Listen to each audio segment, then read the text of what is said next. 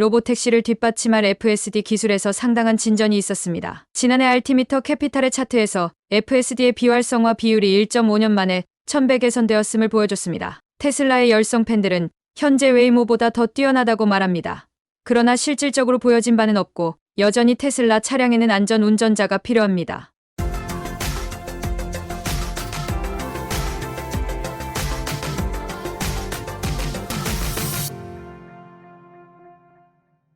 안녕하세요. 오늘의 테슬라 뉴스입니다. 2025년이 시작되고 2024년의 기록들이 속속 나오고 있는 중인데요. 이 테슬라가 2024년 전기차의 판매는 2023년에 비해서 많지가 않았지만 S&P 글로벌에서는 과연 2025년 전 세계 자동차 시장이 어떤지에 대한 예측 결과가 나오고 있고, 오늘의 테슬라 뉴스에서도 관심 있게 그 리포트를 한번 살펴보려고 합니다. 우선 S&P 글로벌 모빌리티에 따르면 2024년 전 세계 자동차의 판매량은 약 8,820만 대가 될 것으로 예상하고 있는데요. 2023년에 대비해 1.7% 증가한 수치로 2023년에 비해서 자동차 공급망이 더욱 안정화되었기 때문에 그 판매가 늘어난 것으로 분석합니다. 이를 기반으로 2025년까지 예상을 하고 있는데, S&P 글로벌 모빌리티에서는 2025년 전 세계 자동차의 판매량은 8,960만 대를 달성할 것으로 전망하며, 2025년 글로벌 신차 판매량은 전년 대비 1.7%가 증가할 것으로 예상하고 있습니다. 국가별로는 미국의 2025년 미국 자동차 판매량이 1,620만 대에 달할 것으로 예상하면서 2024년의 예상치인 1,600만 대보다 1.2% 증가한 수치를 기록할 것으로 예상하지만요. 2025년에 새로운 행정부가 들어서면서 불확실한 자동차 판매 환경을 반영할 수밖에 없다고 말하고 있습니다. 왜냐하면 2025년은 트럼프 행정부의 새로운 정책 제안이 시행될 것으로 예상되는 바, 전기차의 보조금과 또 여러 가지 정책이 바뀔 여력이 있기 때문이고, 이로 인해서 자동차 업계에는 기회와 불확실성이 존재하는 한 해가 될 것으로 전망되고 있습니다. 2025년의 인플레이션 수준 역시 여전히 고착화될 것으로 예상되고 있지만, 그래도 자동차 판매는 완만한 성장세를 보일 것으로 예상하고 있고, 2025년을 한번 기대해 봐야 될 것 같습니다. S&P에서 예상하고 있는 중국의 자동차 시장의 경우에는 신에너지 차량이라고 불리고 있는 NEV 관련해서 인센티브가 확대될 것으로 전망하고 있고요. 이 새로운 보상 판매 제도를 합해 2024년에는 전년 대비 1.4%의 차량 판매가 늘어날 것으로 예상합니다.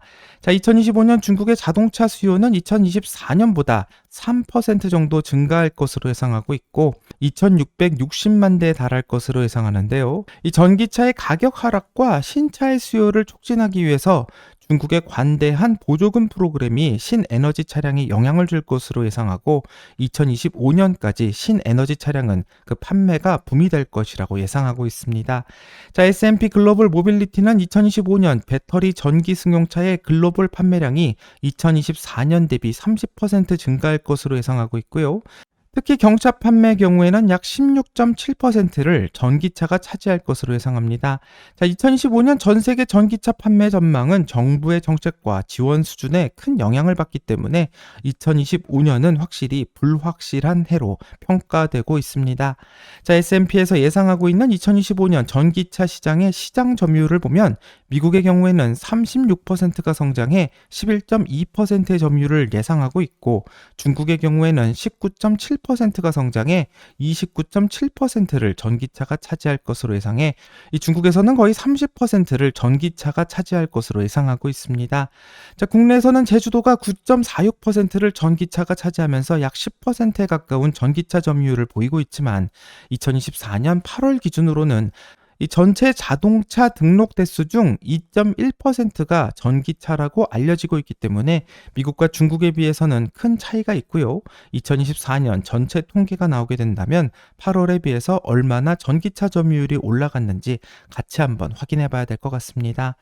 테슬라 모델 Y에 대한 소식으로 넘어가면, 모델 Y가 2024년에 세계에서 가장 많이 팔리는 차량으로 또 한 번 기록될 것이라고 예고되고 있어서 화제가 되고 있습니다. 테슬라는 연말 마일스톤 보고서를 X에 올리면서 이 모델 Y의 기록이 계속되고 있다는 것을 강조하는데요. 이 테슬라의 모델 Y가 2023년에 이어서 2024년에도 세계에서 가장 많이 팔리는 차량이 될 것으로 예상된다고 설명하고 있고요. 이제 테슬라는 전 세계에 700만 대가 넘는 차량을 출시하고 있으며 이 중 모델 Y는 합리적인 가격과 이 뛰어난 실용성 덕분에 테슬라의 베스트셀러 차량이 되고 있고 안전에서도 모델 Y는 가장 안전한 차량 중 하나로 선정되고 있기 때문에 소비자의 많은 선택을 받고 있습니다. 자, 이런 장점을 기반으로 2023년 전 세계적으로 테슬라의 모델 Y의 판매량은 약 122만 대를 기록했었는데 2024년에 과연 122만 대의 판매를 넘게 될지가 궁금하고 테슬라의 4분기 발표가 있는 1월 말을 같이 한번 기대해 봐야 될 것 같습니다.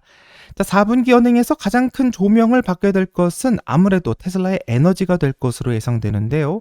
왜냐하면 2024년 블록버스터급 실적을 달성했기 때문이고 인도량이 발표될 때 큰 화제가 된 적이 있습니다. 자, 테슬라는 전 세계에 설치된 파워월이 현재 80만 개를 돌파했다고 보고되고 있고 이 중에서도 10만 개 이상의 파워월이 가상발전소인 VPP 프로그램에 등록되어 있는 상황이며 이로 인해서 비상시에 전력을 공급할 수 있는 시스템을 갖추고 있습니다.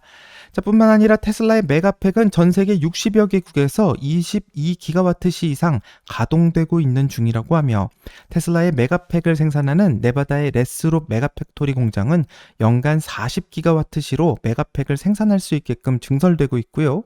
또한 레스롭 메가팩 공장은 10,000번째 메가팩 배터리를 2024년에 생산하면서 그 기록을 달성했고 이제 상하이에 있는 메가팩토리가 새롭게 완공되면서 메가팩의 생산을 2025년부터 더 늘릴 수 있게 되었습니다. 자, 2025년 1분기부터 상하이에서 메가팩을 생산하기 시작한다면 2024년보다 2025년에 더 큰 성장을 기대하게 되는데요. 자, 그럼 이 메가팩이 이렇게 많이 생산되는 것이 왜 좋은 것인지 이 점이 궁금할 수도 있는데 그 이유를 한번 알아보면 2024년 1분기에 테슬라가 발표했던 메가팩의 마진을 한번 확인해 봐야 합니다. 자, 테슬라는 에너지 사업에서 24.6%의 기록적인 이익률을 달성했다고 발표한 바가 있는데 자동차 마진보다 더 높은 메가팩이 팔리는 것은 테슬라의 마진 상승을 만들어낼 수 있기 때문에 이 4분기 어닝 발표에서 어떤 마진이 나오게 될지 큰 기대가 되고 있습니다. 자, 이제부터는 2025년 가장 큰 화제로 떠오르게 될 문제에 대해서 같이 한번 그 이야기를 들어보려고 하는데요. 어쩌면 우버가 테슬라 때문에 큰 타격을 입을 수도 있다라는 이야기가 나오고 있는 상황입니다. 자, 영문 음성과 한글 자막의 영상은 회원님들에게 먼저 선공개되었으며 회원에 가입하시게 된다면 영상을 시청이 가능합니다. 그럼 라이센스 문제로 한국어로 더빙된 영상 시청하려고 하고요. 영상을 시청하시기 전 꼭 구독과 좋아요 부탁드립니다. 그럼 영상 볼게요. 테슬라 주식은 오늘 연간 인도량이 처음으로 감소한 것이 보고된 후 하락했습니다. 그러나 2025년을 향해 회사의 핵심 가치는 로보택시 기술에 있을 수 있습니다. 제르드라보사는 오늘의 기술 덤덤에서 우리가 기대할 점에 대해 더 많은 정보를 가지고 있습니다. 그리고 이상대로 댄 아이브스 같은 모든 낙관적인 애널리스트들은 이것이 바로 주식을 보유해야 하는 이유라고 말하고 있습니다. 그리고 앨런 머스크도 과거에 그렇게 말한 적이 있습니다. And that's what Elon Musk has said before himself. 모든 것이 로보택시에 달려 있습니다. 그렇죠. 그래서 테슬라는 우버와 비교했을 때 2025년 가장 흥미롭고 매력적인 전투 중 하나를 설정하게 됩니다. 테슬라와 우버 주식이 테슬라의 10월 10일 로보택시 이벤트 이후 어떻게 움직였는지 보십시오. 테슬라 주식은 로보택시 계획에 대한 기대감으로 급등했습니다. Surged on excitement over its robotaxi plans. 우버는 반대로 움직이며 테슬라의 혁신이 우버의 비즈니스 모델에 미칠 영향을 투자자들이 고려함에 따라 역관계를 보여주었습니다.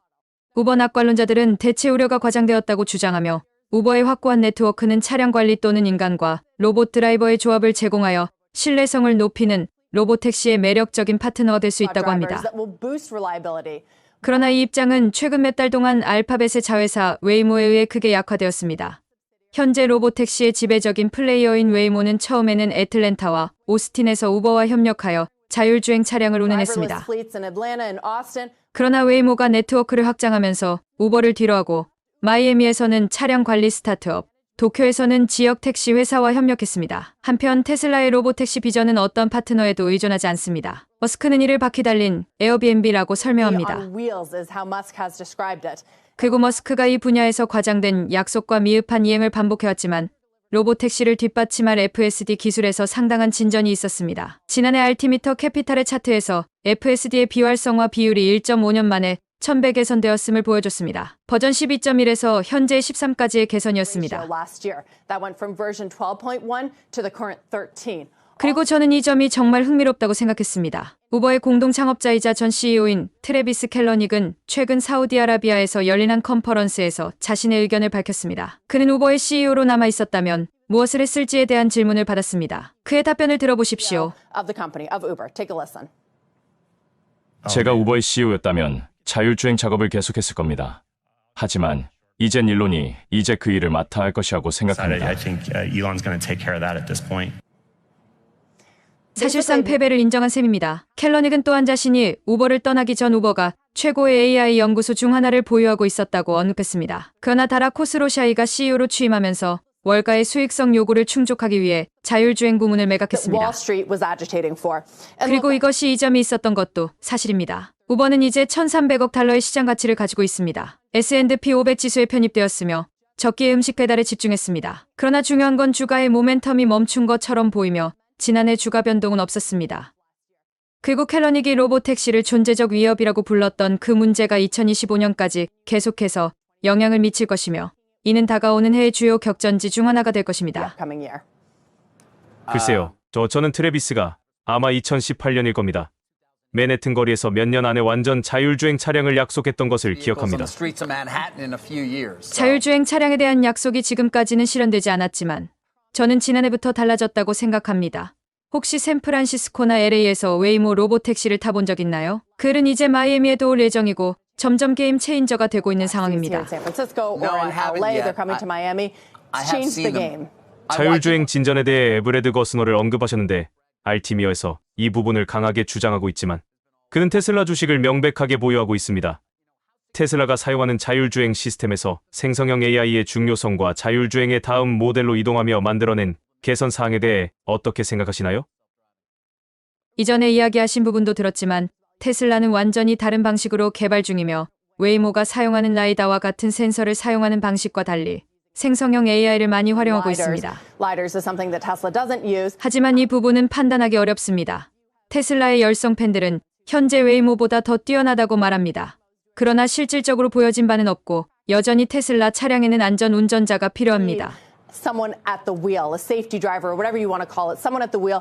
반면 웨이모는 운전석에 아무도 필요하지 않습니다. 현재 약 만 대의 웨이모 차량이 매주 15만 번 이상의 운행을 제공하고 있습니다. 이는 작아 보이지만 점점 확장되고 있는 모습입니다.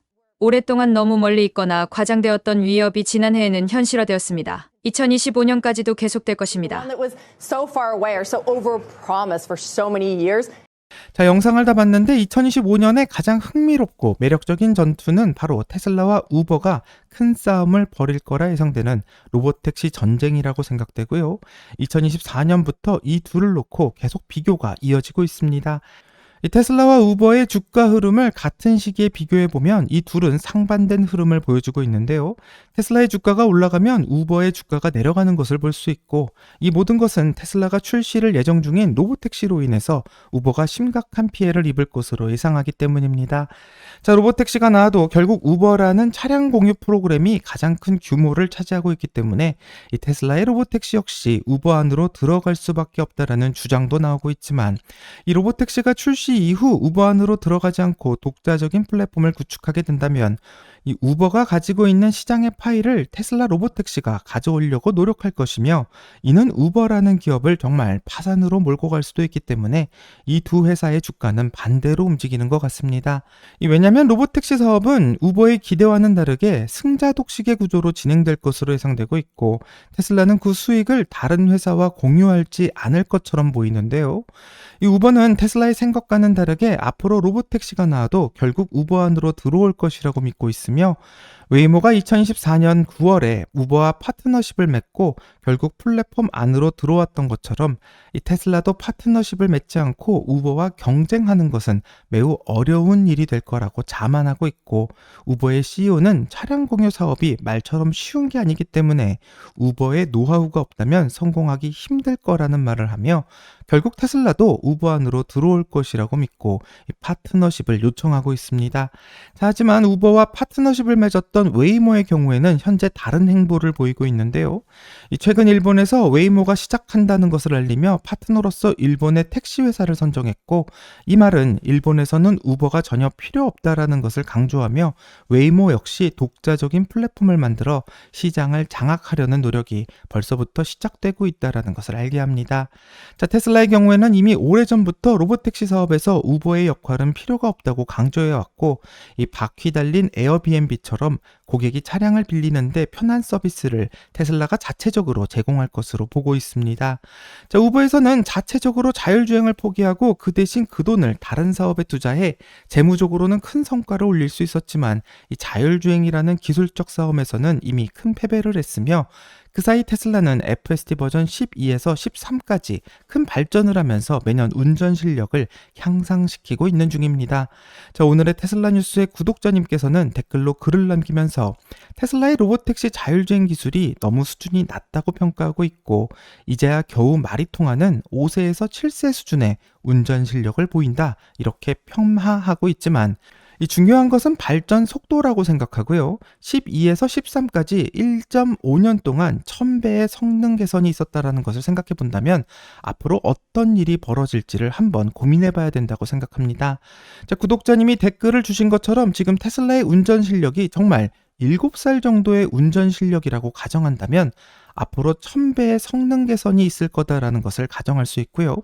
이전과 똑같이 그 1000배의 실력이 향상되는 기간이 1.5년이라고 예상된다면 2026년 말이 될 때 7000살의 운전 실력을 갖게 된다는 것을 알 수 있는데, 그럼 왜 많은 사람들이 2024년에 테슬라에 투자해야겠다고 결정했는지 그 이유를 알 수 있게 하는 대목이라고 생각합니다. 자, 하지만 대부분의 언론과 많은 사람들은 테슬라가 결국 자율주행을 완성할 거다라는 말을 신뢰하지 않고 있고요. 또 테슬라의 자율주행을 직접 타본 사람들이 웨이모보다 테슬라가 운전 실력이 더 뛰어나다고 말해도 이 테슬라의 자율주행에서는 아직도 사람이 타서 감독을 해야 한다라는 것을 이유로 테슬라가 웨이모보다 운전 실력이 좋다라는 것을 판단하기 어렵다고 주장합니다.